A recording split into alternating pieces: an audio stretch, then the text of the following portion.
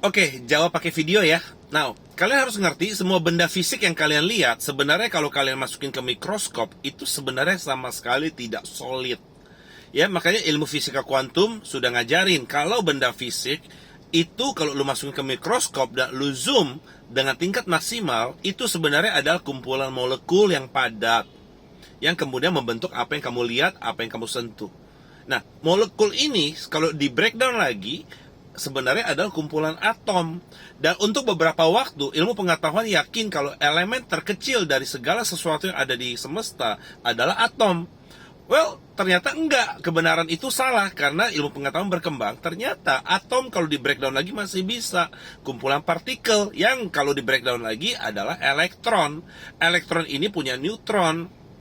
Dan kalau lu breakdown lagi, ujungnya adalah energi. Kesimpulannya, segala sesuatu energi. Energi yang kalau dipadetin, dia jadi elektron. Elektron kalau dipadetin, dia jadi partikel. Partikel kalau padat lagi, dia jadi molekul. Molekul padat, dia jadi nyata. Paham ya? Nah, artinya untuk sesuatu bisa takes place in our life, in our reality, untuk sesuatu bisa menjadi nyata, energi harus cukup padat. Pahami dulu. Makanya kenapa tadi gue bilang, apa yang lu rasa, manusia kan punya 70.000 pikiran setiap hari, jadi lu gak bisa kontrol pikiran lu, karena meskipun pikiran lu adalah energi, lu gak bisa kontrol, karena gak mungkin. Tapi Tuhan baik, Tuhan kasih namanya tolak ukurnya itu mood. Kalau moodnya jelek, berarti lu lebih banyak mikir yang jelek, berarti lu minta yang jelek, karena lu minta yang jelek, ya kan, itu harus terjadi, karena apapun yang lu minta asal yakin dan tidak bimbang itu harus jadi. Dan ketika lu lagi bad mood, berarti lu sangat yakin tentang apapun yang bikin lu bad mood tadi. Dalam kacamata semesta atau dalam kacamata Tuhan yang lebih tinggi, itu adalah sebuah permintaan, jadi itu harus terjadi. Nah, pada dasarnya Tuhan rancang hidup kita baik, pahami itu dulu. Ya, masa depan kita baik. Makanya Tuhan kasih aturan main. Tuhan kasih aturan main, Tuhan bilang kalau ada hal yang bikin lu marah, pastikan marahnya itu lu beresin sebelum matahari terbenam. Yang kedua, Tuhan ajarkan juga pada saat ada hal-hal yang bikin lu overthinking, kalau sudah when it comes to sleep, udah waktunya tidur, lu tidur. Besok lu hadepin lagi. Yang penting lu koreksi diri. Yang penting lu mau merespon baik dan lu mau menghadapi apa yang lu hadapi. Itu loh.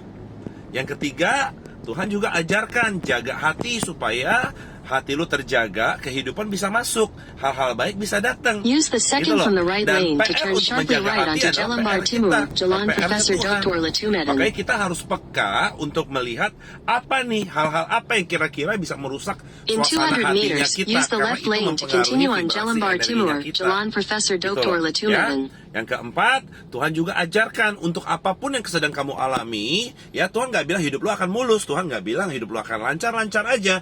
Tuhan akan bilang akan ada orang-orang yang nyebelin, akan ada kondisi-kondisi yang nggak enak, tapi Tuhan tetap minta kita bersuka cita, mengucap syukur dalam segala hal, tapi itu kita nggak bisa. Jadi aturan main yang Tuhan udah bikin untuk memastikan hidup kita baik, itu dibikin sedemikian gampangnya, tapi kemudian kita bikin kusut oleh berbagai aturan yang kita bikin sendiri. Gitu loh. Jadi, pada saat kalian belajar tentang hukum energi, hukum vibrasi, sebenarnya kalian sedang belajar ilmu basic. Tapi saya juga ngerti, nggak gampang untuk orang yang tinggal atau hidup atau tumbuh di sebuah lingkungan yang sangat toksik untuk tiba-tiba bisa merubah vibrasinya. Makanya dibutuhkan usaha yang lebih ekstra, tapi setidaknya dimulai dari sebuah kesadaran lebih dulu bahwa ini cara kerja alam semesta, ini cara kerja hukum Tuhan. Jadi dari kecil Tuhan rancangkan masa depan hidup kita semuanya baik. Baik itu bukan berarti nggak bisa sedih, nggak bisa takut, nggak bisa marah. Ini salah. Kamu bisa takut, kamu bisa sedih. Tapi kalau kamu mengikuti aturan mainnya Tuhan, takut sedih, marah, kecewanya kamu, itu nggak perlu berlama-lama, bisa langsung sembuh, gitu loh. Tapi karena kamu nggak bisa ikut aturan main yang sederhana yang Tuhan bikin, akhirnya itu menjadi beban emosi yang nyangkut di sistem saraf kita, yang pada akhirnya bikin kita susah, gitu loh. Ya, jadi semoga penjelasan pendek ini bisa bikin kalian jauh lebih pintar dari warga TikTok di luar sana. Dari gue Tony Chia, your personal life and business coach. Dadah.